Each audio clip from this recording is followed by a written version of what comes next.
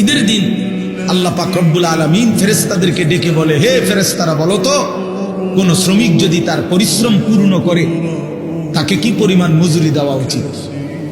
তখন ফেরেশতারা বলে, মাওলা, তাকে তার পূর্ণ পারিশ্রমিক দেওয়া উচিত, কারণ সে যেহেতু কাজ কি করছে, পূর্ণ করছে। আল্লাহ পাক তখন বলে, ফেরেশতারা তোমাদেরকে সাক্ষী রেখে বললাম, আমার ইজ্জতের কসম, আমার মর্যাদার কসম, আমার এই বান্দাগুলো আমার রমজানের হক আদায় করছে, আমি তাদেরকে তোমাদের উপস্থিতিতে সাক্ষ্য রেখে আমি আমার এই বান্দাদেরকে মাফ করে দিলাম।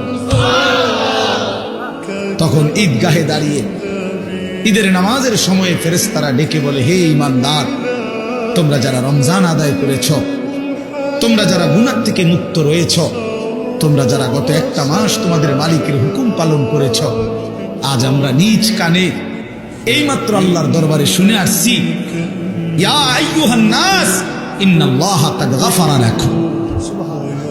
হে লোক সকল, নিশ্চয়ই আল্লাহ পাক আমরা শুনে আসছি তোমরা মাফ করে দিয়েছে।